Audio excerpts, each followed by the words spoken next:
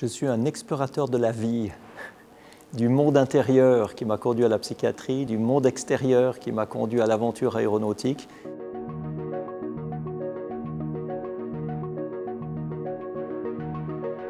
Ce qui me passionne, c'est d'explorer des nouvelles manières de penser, des nouvelles manières de faire, comment vivre mieux, comment améliorer la qualité de vie sur cette planète, d'où l'engagement environnemental, mais aussi forcément comment vivre mieux en tant qu'individu, d'où les 20 ans de pratique dans la psychothérapie, dans l'hypnothérapie que j'ai faite. Chaque fois que je parle de protection de l'environnement avec des chefs d'État, avec des grandes entreprises, etc., ils disent « ouais, mais c'est cher ». Et je veux prouver que ce n'est pas cher du tout et qu'au contraire, c'est l'inverse. Ça crée des emplois, ça rapporte du bénéfice, mais à condition d'utiliser des technologies qui sont efficientes, des technologies qui sont modernes, et puis pas les vieux trucs polluants et inefficients qu'on a utilisés jusqu'à aujourd'hui. Et la Fondation Solar Impulse, maintenant, on a 40 collaborateurs, et on a réussi à sélectionner 867 preuves que la protection de l'environnement est plus rentable que la destruction de l'environnement. On a sélectionné comme ça des solutions technologiques ou des processus ou des produits, des matériaux, des appareils qui sont issus de start-up ou de grandes entreprises. Et le but est de les amener ensuite aux chefs d'État pour leur montrer les outils qui existent pour atteindre leurs buts environnementaux. Normalement, quand on rencontre un président de région, on le rencontre de manière très officielle, on est dans son bureau, etc.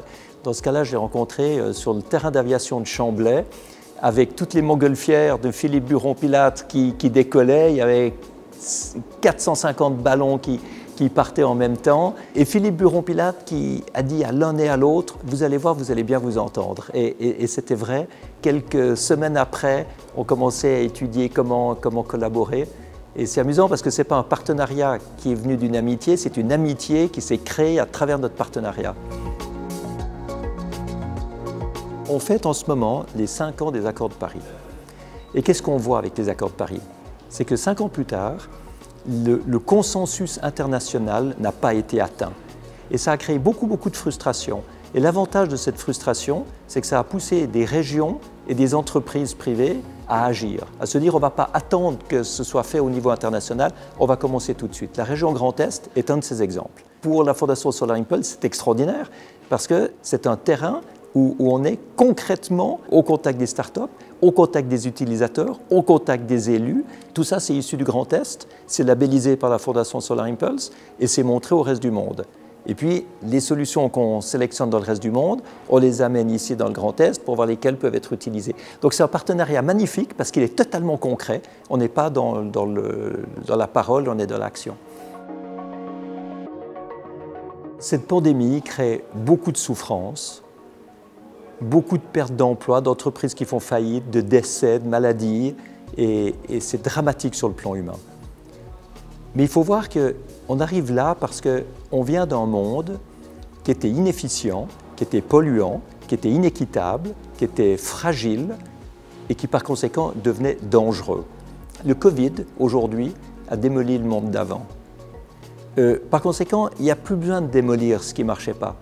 C'est déjà à terre. Maintenant, ce qu'il faut, c'est avoir le courage de reconstruire autrement. Ce qui serait épouvantable, c'est de reconstruire ce qu'on avait avant.